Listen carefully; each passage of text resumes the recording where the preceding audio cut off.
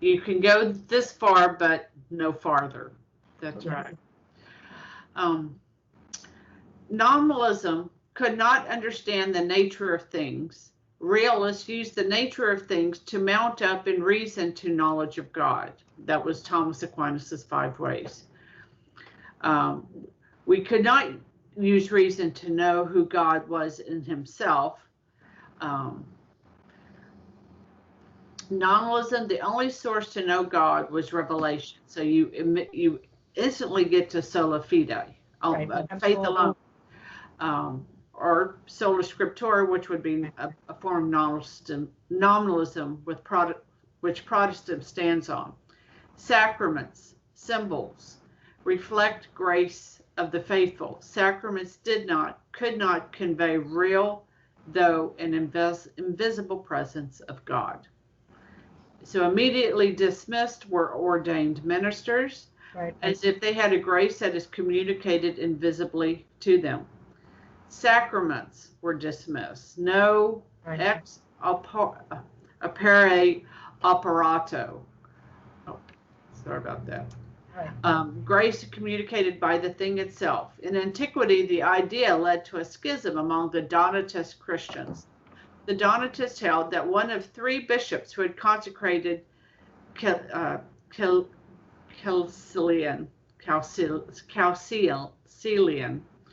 was a traitor, and therefore Chalcedon's consecration was invalid.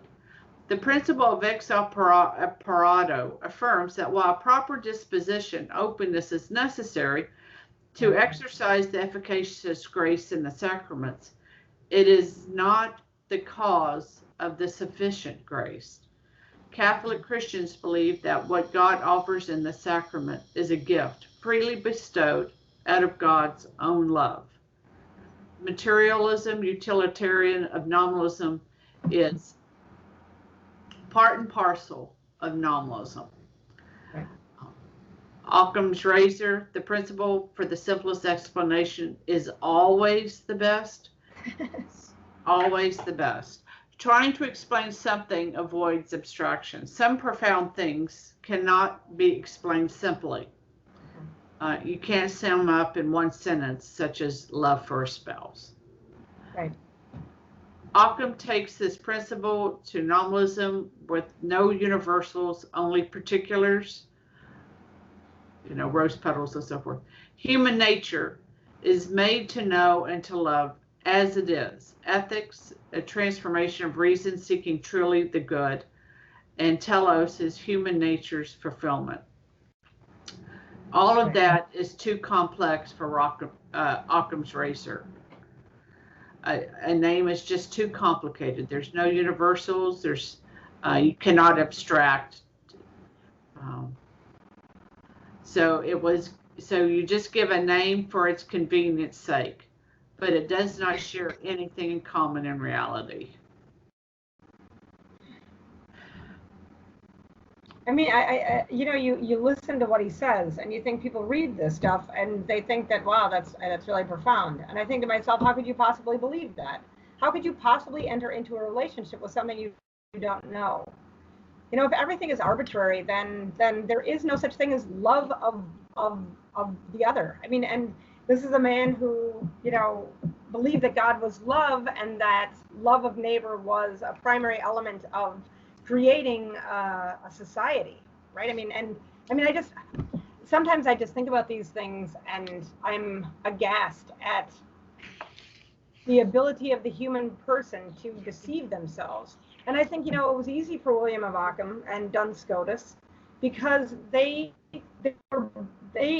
too were standing on the shoulders of giants, right? Like of these modern destructionists, because that's all that these guys are, is they're simply destructionists.